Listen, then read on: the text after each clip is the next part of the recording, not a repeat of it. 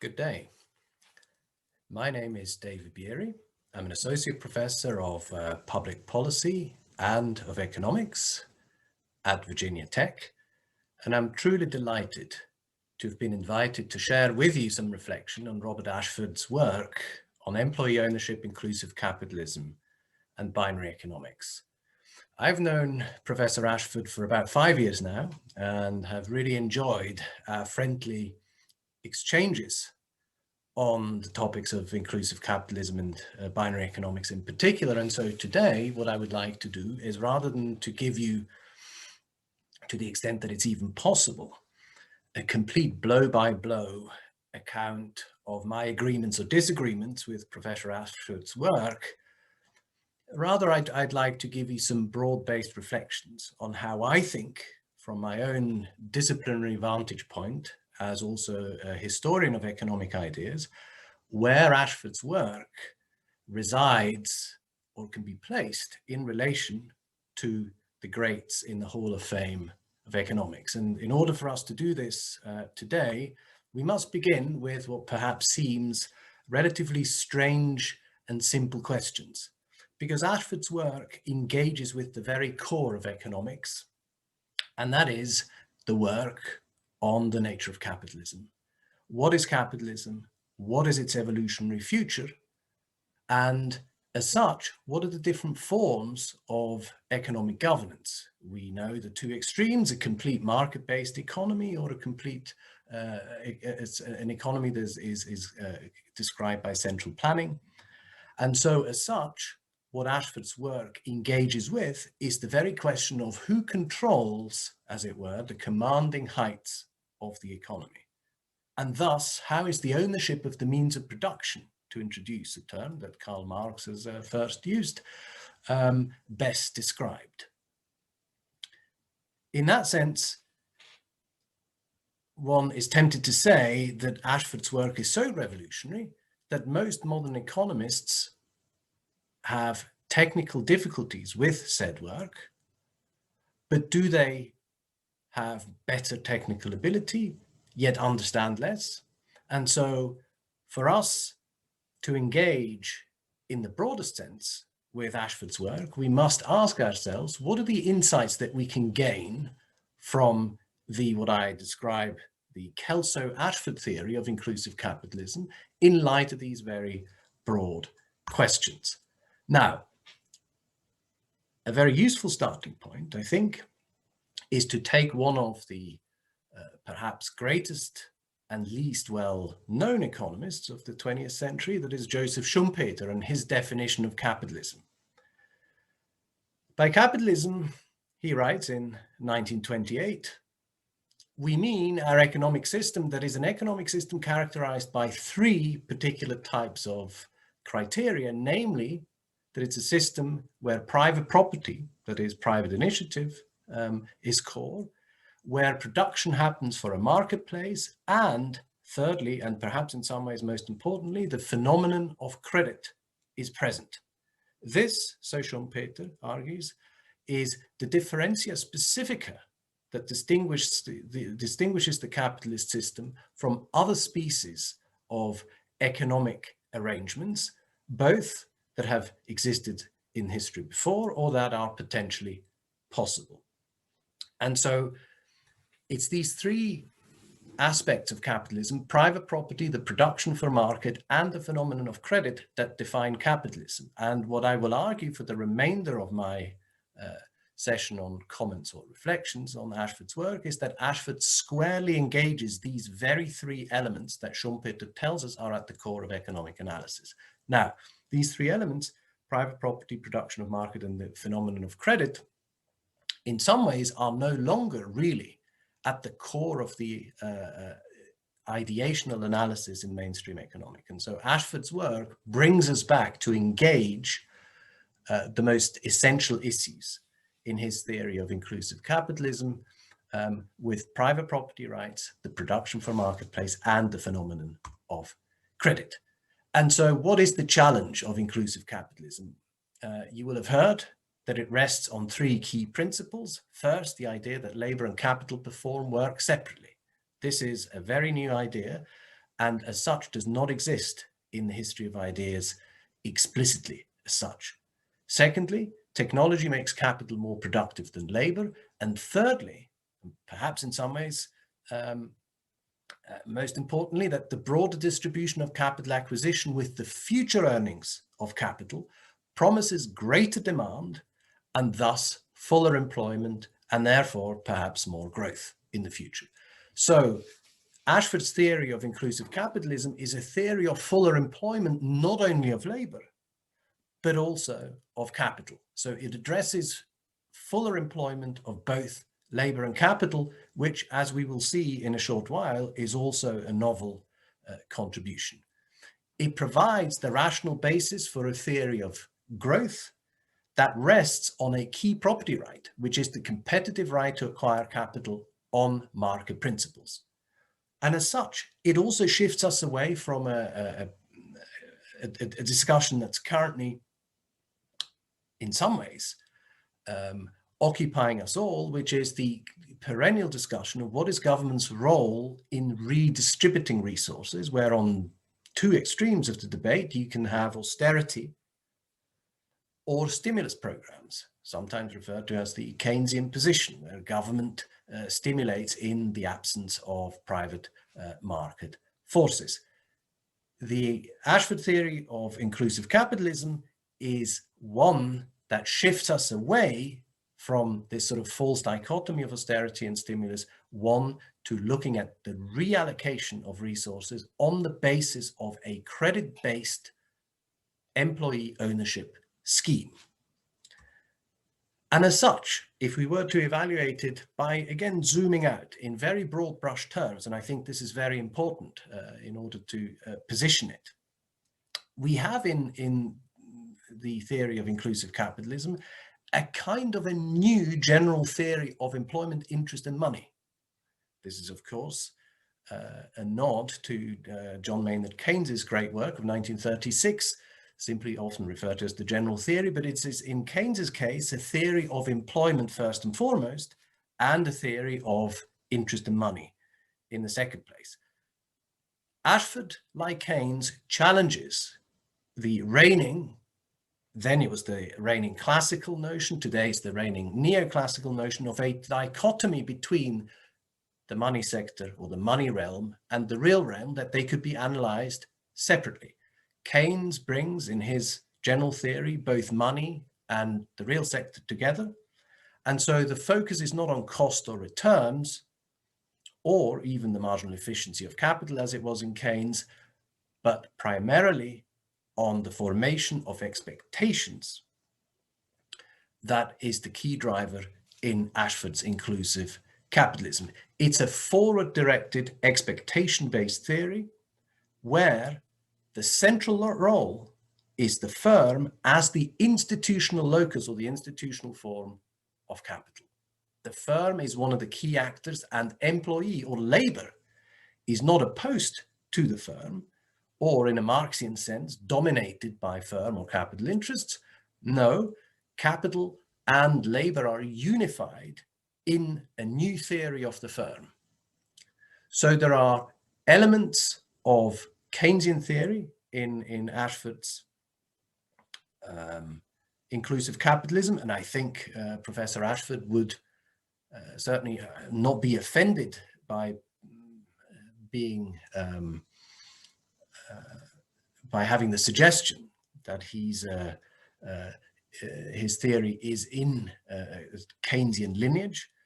But where he adds to Keynes is that his theory is not one where Keynes's general theory was of the short run, but it is a theory of the long run. The other very interesting element about Ashford's theory is that it has classical elements to it. Where Keynes was exclusively focused on the demand side of things, Ashford also includes, by virtue of having the firm as its analytical centerpiece, supply side elements to it. So his theory focuses on distribution and ownership, and not, as neoclassical theory does, on efficiency and equity alone. So in that sense, these are, it's in some ways the marriage of the best of both worlds. It's both Keynesian, with a long-run flavor and classical elements of supply side and distributional concerns. Now, if one must, and of course, there are many ways in which one can skin the historical pedigree of economic ideas, but if one must place Ashford or the Kelso-Ashford theory of inclusive capitalism in the pantheon of heterodox schools or orthodox schools, then it would be probably somewhere between post-Keynesianism and institutionalism that inclusive capitalism, the theory of inclusive capitalism, will have to be placed. The importance of this being, as you are probably all quite aware of, this being a heterodox dissenting view of the mainstream, is quite relevant here, because it can be said that in the history of economic ideas, it was very rare that innovation of an ideational nature would come from within the orthodoxy. So the majority of contributions to the growth of economic ideas has come from, as it were, the fringe. And so how then do we look at Keynes after Ashford? Well, we perhaps recall that Keynes reminds us, as does Ashford, of the power of ideas. So in that sense, above everything, I think, we must take inclusive capitalism very seriously as an idea, because ideas of economists and political philosophers, so Keynes says in 1936, both when they're right and when they're wrong, are more powerful than is commonly understood. In fact, and I think it's very true today, the world is ruled by little else. Practical men, so Keynes continues, who believe themselves to be quite exempt from any intellectual influence, are usually the slaves of some defunct economist. That's still very true today. Madmen in authority, who hear voices in the air, are distilling their frenzy from some academic scribbler of a few years back. But soon or late, it is ideas and not vested interests per se, which are dangerous for good or evil. And I think on the ideational value or contribution of Ashford's work, we must insist, because a lot of criticism is leveled at inclusive capitalism on the basis of mechanical details, some of which I'm not prepared to, or I think I've said in the beginning, I'm not prepared to go into the netherworlds of discussing all of these mechanical details, although for theory building details are important. But today I think the focus must be on the importance of ideas. Economics is a social science, and it's a social science that is driven by ideas and not mechanical truths.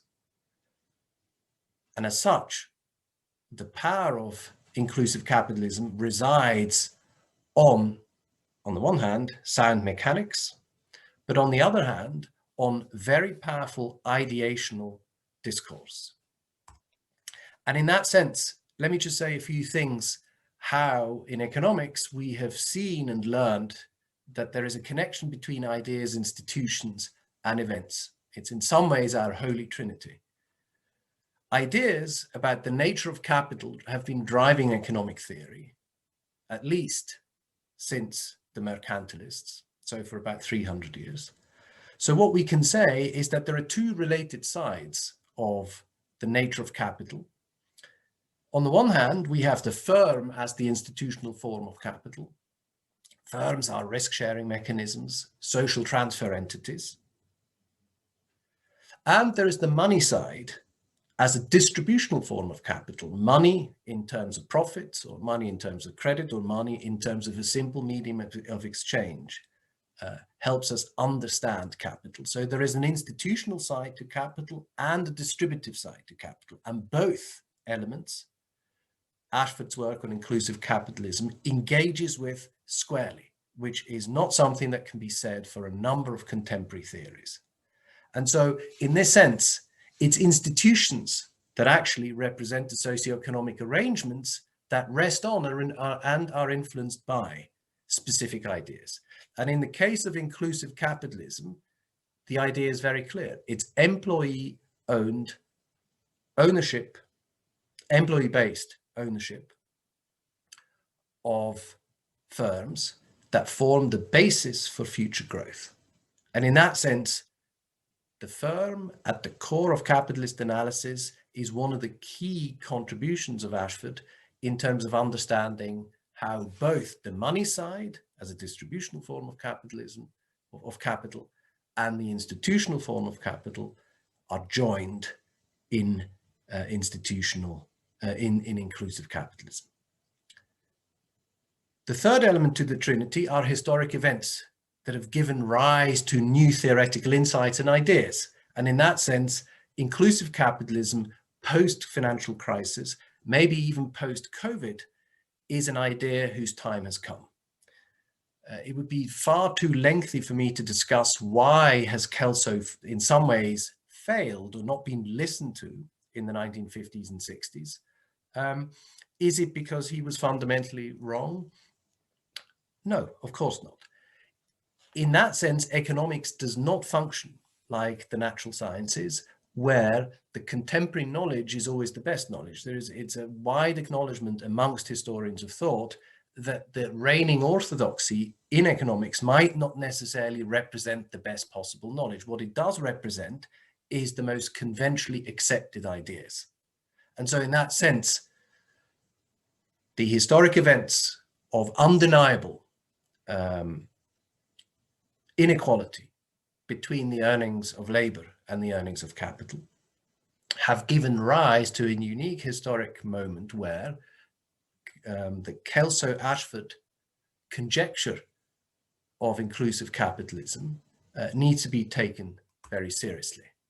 So in that sense, allow me to conclude that the promise of inclusive capitalism stems from providing a very plausible argument for significant growth potential from employee ownership.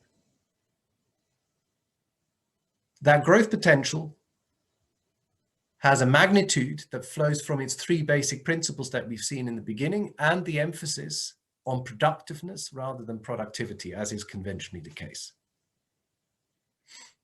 An additional important contribution is to shift the focus away from the, in some ways, erroneous dichotomy of austerity versus stimulus that is dominating conventional public policy debates and is anchored in the assumption that there needs to be redistribution for growth.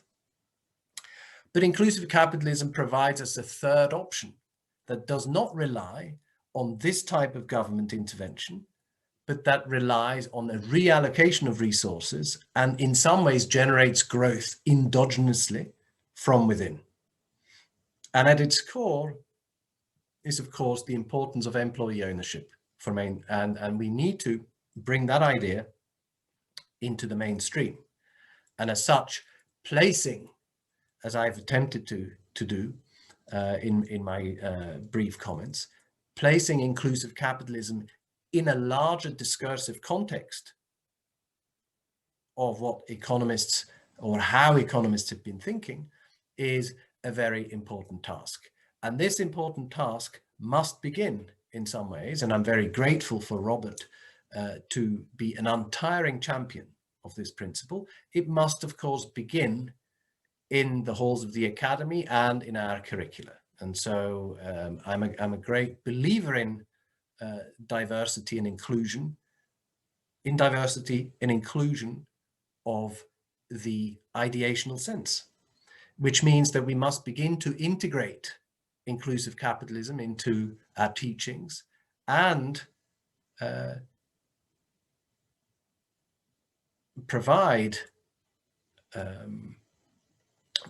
more substance to the very purpose of university education, in the words of Oscar Wilde, who said, "The university education is primarily the ability to engage with ideas gracefully." And Ashford's work does that to the highest degree. And in that sense, I would like to close by quoting from Yevgeny Samyatin's sharp mind, a contemporary of Keynes, exiled philosopher, Russian philosopher and literary critic, who I think very presciently says that progress is not made by preachers of orthodoxy and guardians of conventional morality, but it is made by madmen, hermits, heretics, dreamers, rebels, and skeptics. And so it is high time that we embrace new economic thinking of the variety that Ashford presents to us in terms of its inclusive, in his theories of inclusive capitalism, and accept the heretical nature of this thinking, its dreamlike powers, its rebellious strength, and its skeptical benefits for moving us forward beyond the intellectual stalemate that is orthodox thinking in economics. With that, I want to thank you for your attention, and I'm very grateful once again to have been asked to contribute to the discussion of Ashford's work on inclusive capitalism. Many thanks.